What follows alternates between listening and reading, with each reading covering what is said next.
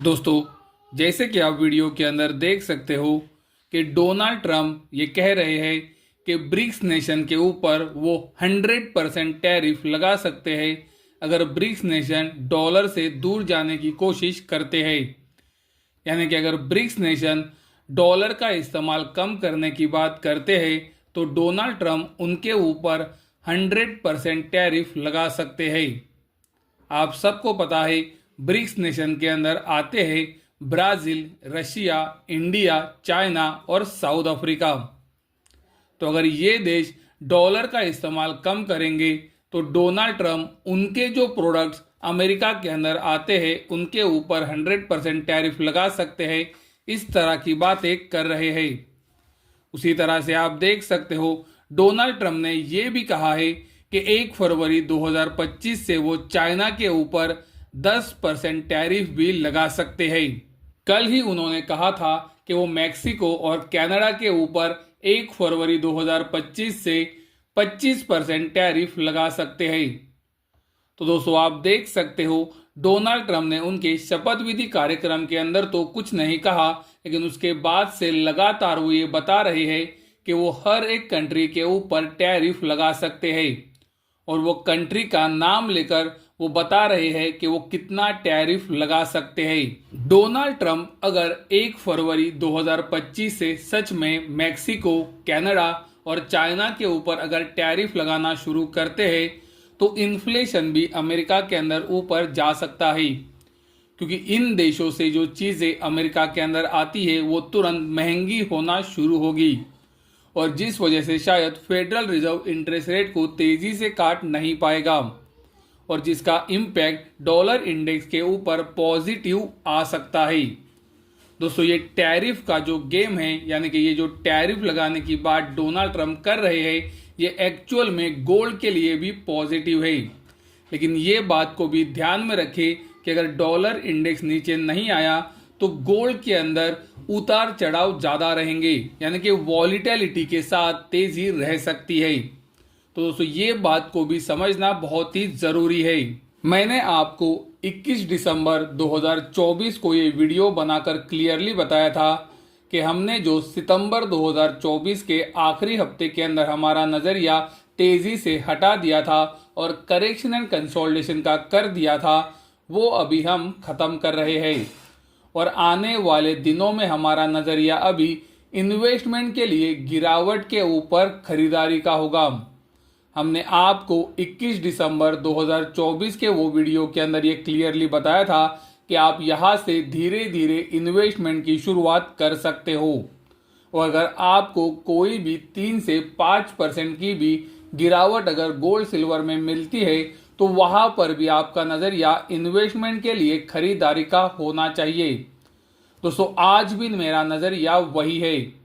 मैंने वो दिन से लेकर अब तक एक बार भी आपको ये नहीं कहा है कि मैंने मेरा नज़रिया इन्वेस्टमेंट के लिए खरीदारी का बंद कर दिया है या फिर चेंज कर दिया है। मैं आपको लगातार वीडियो से ये बता रहा हूँ कि अगर गिरावट आएगी तो वहाँ पर नज़रिया इन्वेस्टमेंट के लिए खरीदारी का ही होना चाहिए और मैं मेरे वीडियो से आपको सिर्फ इन्वेस्टमेंट की ही बात करता हूँ। मैंने आपको कभी भी मेरे वीडियो से ट्रेडिंग की सलाह नहीं दी है। डॉलर इंडेक्स के अंदर आप देख सकते हो राइजिंग चैनल से ब्रेकडाउन आया है, लेकिन अभी हमें यह भी देखना जरूरी है कि डोनाल्ड ट्रंप जिस तरह से बोल रहे हैं कि वो 1 फरवरी 2025 को कनाडा, मैक्सिको और चाइना के ऊपर टैरिफ लगाएंगे, क्या सच में वो 1 तारीख से इसकी शुरुआत करते हैं और उसका डॉलर इंडेक्स के ऊपर क्या असर आता है। मैंने आपको वीडियो के शुरुआत में ही समझाया है कि टैरिफ लगाना डॉलर के लिए भी पॉजिटिव हो सकता है। सितंबर के आखिरी हफ्ते से हम आपको लगातार बताते आ रहे थे कि गोल्ड के अंदर आने वाले महीनों में करेक्शन एंड कंसोलिडेशन होना चाहिए और आपने देखा भी गोल्ड के अंदर किस तरह का करेक्शन एंड कंसोलिडेशन हुआ है। 21 दिसंबर 2024 को हमने आपको ये बताया था कि हम अभी नज़रिया चेंज कर रहे हैं और हमारा नज़रिया अभी गोल्ड के अंदर इन्वेस्टमेंट का है। तो आप धीरे धीरे इन्वेस्टमेंट शुरू कर सकते हो और आप देख सकते हो जिस दिन से हमने नज़रिया बदला है गोल्ड के अंदर वहाँ से एक अच्छी तेज़ी अब तक तो बनी है। दोस्तों मेरा नज़रिया अभी भी वही है। अगर गोल्ड के अंदर कोई भी करेक्शन आती है तो वहां पर धीरे धीरे इन्वेस्टमेंट के लिए खरीदारी का सोचा जा सकता है। सिल्वर के अंदर भी हमने नज़रिया सितंबर 2024 के आखिरी हफ्ते में चेंज किया था और वहां से सिल्वर के अंदर भी एक अच्छी करेक्शन आई है। जब से हमने हमारा नज़रिया सिल्वर के अंदर भी चेंज किया है, यानी कि 21 दिसंबर 2024 को जब हमने हमारा नज़रिया चेंज किया है, वहाँ से सिल्वर के अंदर भी तेज़ी बनी है। लेकिन दोस्तों आपको ये समझना महत्वपूर्ण है कि डोनाल्ड ट्रंप अभी ऑफिस में आ चुके हैं। अभी किस दिन भी कोई भी मैसेज आ सकता है और गोल्ड सिल्वर की वॉलेटिलिटी बढ़ा सकता है। तो ये साल वॉलेटिलिटी से भरा रह सकता है। दोस्तों ये साल ही नहीं तो आने वाले 4 साल वॉलेटिलिटी रह सकती है। तो मैं जैसे कि आपको कह रहा हूँ कि आप अगर इन्वेस्टमेंट करते हो तो अपने रिस्क के अनुसार करो, अपने रिस्क से बड़ी इन्वेस्टमेंट ना करो। मैं आपको ये लगातार दिखाते आ रहा हूँ कि हाई प्रीमियम आपके ट्रेडिंग के अंदर आपको किस तरह से इम्पैक्ट कर सकता है।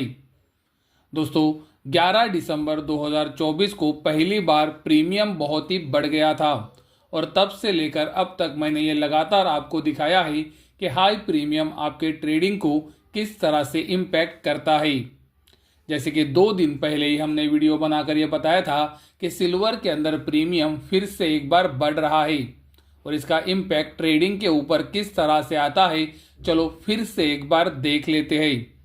जैसे कि आप वीडियो के अंदर देख सकते हो, 10 जनवरी 2025 को जब नॉन फार्म पेरोल डेटा आया था और उस दिन जो इंटरनेशनल मार्केट में यानी कि सिल्वर के स्पॉट मार्केट के अंदर जो हाई बना था, उसके ऊपर आज सिल्वर की कीमतें काम कर रही है। यानी कि सिल्वर के स्पॉट मार्केट के अंदर silver non farm payroll data के समय जो हाई बना था उसके ऊपर काम कर रहा है। लेकिन क्या इंडिया के अंदर सिल्वर उसी हाई के ऊपर है? जैसे कि आप वीडियो के अंदर देख सकते हो, जब अमेरिका के अंदर 10 जनवरी 2025 को नॉन फार्म पेरोल डेटा आया था और उस समय जो इंडिया के अंदर फ्यूचर मार्केट में हाई बना था, वो हाई से अब तक सिल्वर 1.70% नीचे है या फिर 1600 रुपये नीचे काम कर रहा है। तो दोस्तों आपके सामने है और मैं आपको ये लगातार दिखाया हूँ कि हाई प्रीमियम ट्रेडिंग के अंदर किस तरह से इम्पैक्ट करता है। जहां पर spot market non farm payroll data के ऊपर आ चुका है, लेकिन आप देख सकते हो फ्यूचर मार्केट अभी भी नॉन फार्म पेरोल डेटा के समय जो हाई बना था उसके 1600 रुपये या फिर 1.70% नीचे काम कर रहा है। तो ये इम्पैक्ट होता है और ये मैंने आपको लगातार दिखाया है।